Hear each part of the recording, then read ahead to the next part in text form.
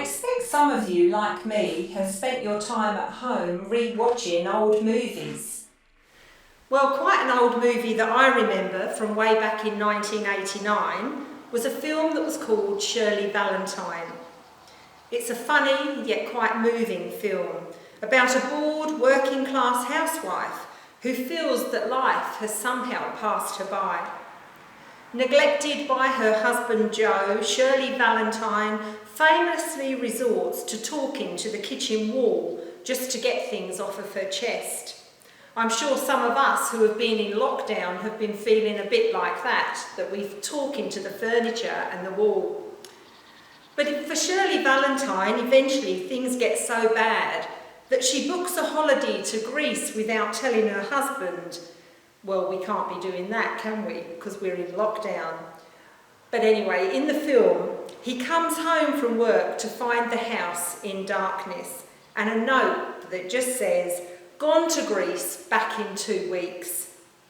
Well, Shirley enjoys her holiday so much that she decides to stay in Greece, and she begins to enjoy herself as the Greek sun beats down on her body, and she finds new friends who appreciate and do value her.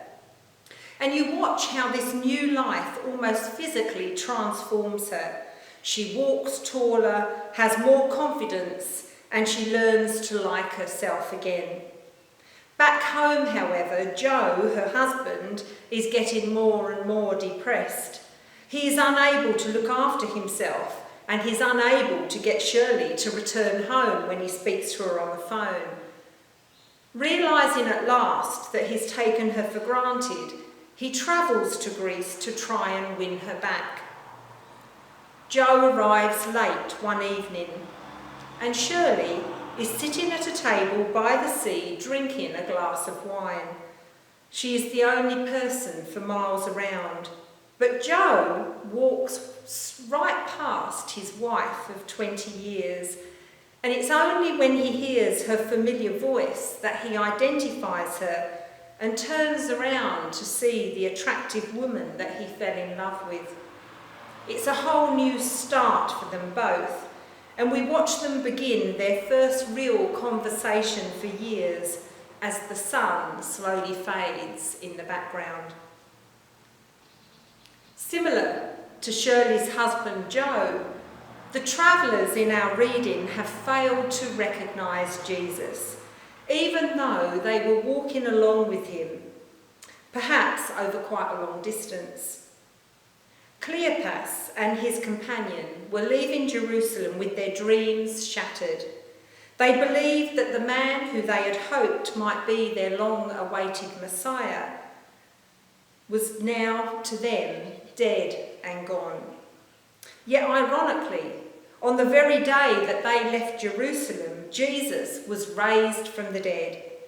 They were aware of the women's reports about the empty tomb, but their running away implies that they were among those who dismissed the accounts as idle tales, perhaps sharing the common view that the testimony of the women were unreliable.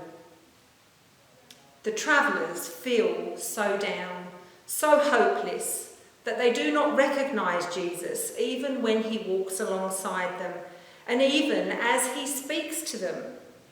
They proceed to relate all the horrors of the crucifixion, totally ignorant of the fact that they were talking to the very man who had suffered it all.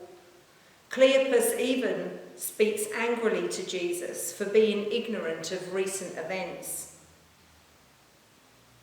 How often have we been in that place of feeling so low, so broken, so alone, and all the while we have failed to realise that we too have been in the very presence of Jesus himself. Sometimes our minds race ahead of our current situation, and we can be quick to cast doubt and pass judgments. We find ourselves making up our own ending to our story. For the travellers, they have assumed, also incorrectly, that Jesus' death means that he cannot be the hoped-for Redeemer of Israel. Yet, of course, it is Christ's very suffering and death that enabled him to be the perfect Redeemer.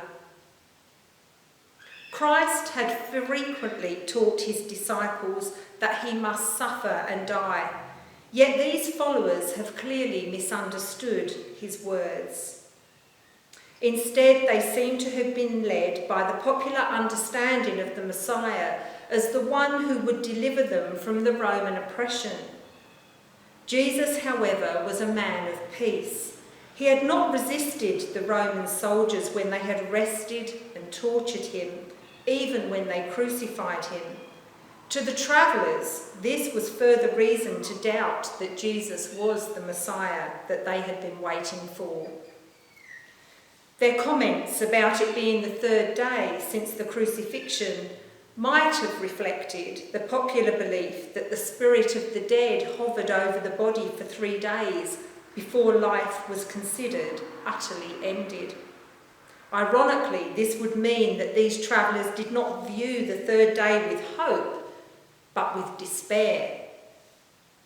Alternatively, their comments about the third day may have reflected a belief that if there was any hope of Christ's resurrection, it would have happened by now. So they just couldn't or wouldn't believe it. And yet it was the risen Christ who walked alongside them, and they failed to recognise him. Many of us will relate to these travellers. When things are tough, we often struggle to believe that Christ is with us. And at such times, it's easy for us to fall into despair. However, the irony in our story emphasises that there is often a sharp contrast between appearance and reality.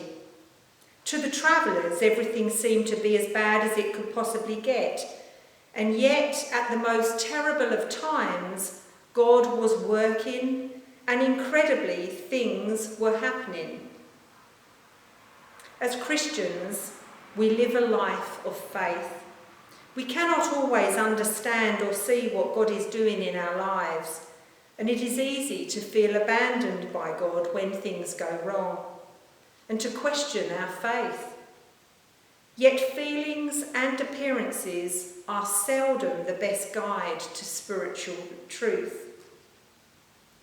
Today's reading encourages us that whilst it might seem that suffering brings only defeat and hopelessness, in reality, God is often doing his greatest work in these most difficult of times. May we all learn from the travellers' mistakes and appreciate the importance of holding fast to Christ's words above our own understanding, so that we too can recognise that Christ is with us, walking alongside us in all of our sufferings.